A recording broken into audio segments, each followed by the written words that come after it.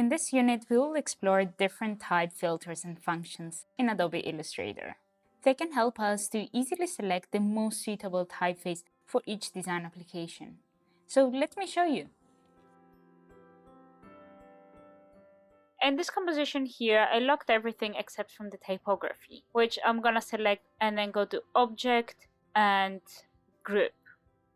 Now, what it allows me to do is just select any of this type here and select all of them at the same time, so I can switch typeface for all of the typography. If you click on the character, you will see that you have this bar at the top which allows you to define which typeface you want to use. If you click on the arrow next to it, you can find this panel which allows you to explore more options. You see all the fonts that you have installed on your computer just by scrolling on this long list here. But that might be a bit hard to pick what you want because there are so many and it's gonna take you hours to go through them. What we have are some filters here. The first icon allows us to filter the fonts based on different characteristics, such as if there are sans serif fonts, so without serifs, serif fonts, with serifs, slab serifs, so thick, bold-like serifs, script fonts, so flowing or calligraphic. Then we have black letters, so Gothic script and old style, monospaced, so fixed width, handwritten and handmade typography, and the decorative. So you can also kind of understand from these icons here what kind of fonts we are talking about. So if I'm gonna go to serif fonts, you see that all of the fonts appearing on the list have some serif. Decorative, a bit more decorative fonts, and so on. So in this case, I still want to stick with a sans serif font. You can also decide what kind of properties you want. So do you want a lightweight, a regular, heavy, so bold? I'm gonna go with regular. And then how condensed you want them. Do you want a condensed regular width or extended width? So let's go with regular. You can decide also the X height that you want and how much the contrast should be. So low contrast, so almost the same thickness all of the letters, or a bit like more middle, regular contrast, or high contrast. You can also decide if you want to see typefaces that they have uppercase and lowercase letters or capitals only.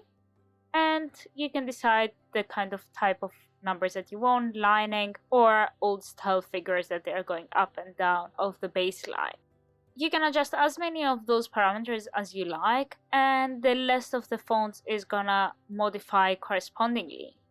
And you see now that they have a narrowed down selection of typefaces that I can use.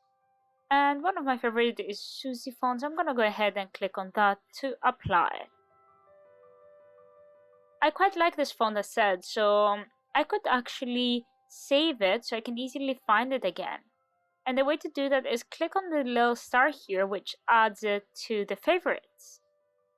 The second icon is your list with your favorite typefaces, which now includes Suzy font, which is one of my favorite fonts. You can also click on the next icon, which includes all the fonts that have been recently added. And the last icon allows you to see all the activated fonts. We are gonna talk about that in a second. From the bar here, you can adjust what kind of wording you want to see as a sample next to the font name. I usually leave it on the preset one, which is the Quick Brown Fox etc. You can adjust how small or big you want to see the typeface next to the name of it, and so on. Clear all if you want to clear all the filters that you applied.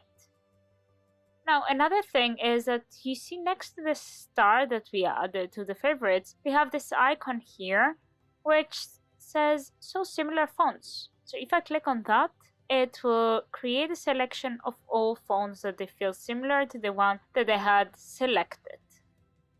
So this is a quick overview of this panel and how you can use it. But we have also the Find More panel, which contains all the Adobe fonts that you can access for free if you have the Adobe Creative Cloud subscription. You can again apply filters to them, similarly to the fonts that they're installed in your computer. And if you find any that feels like the right font to use on your design application, you can just go ahead and click on the Activate button, which is gonna activate your fonts on the Creative Cloud, and then you would be able to actually use it.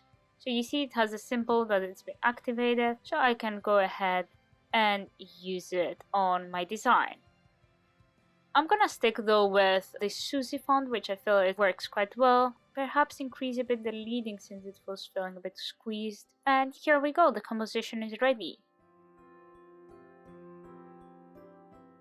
Instead of having to manually go through all of your fonts, you can adjust your filters so they will narrow down your selection and save some time. In the next unit, we will explore the type panels in Adobe Illustrator.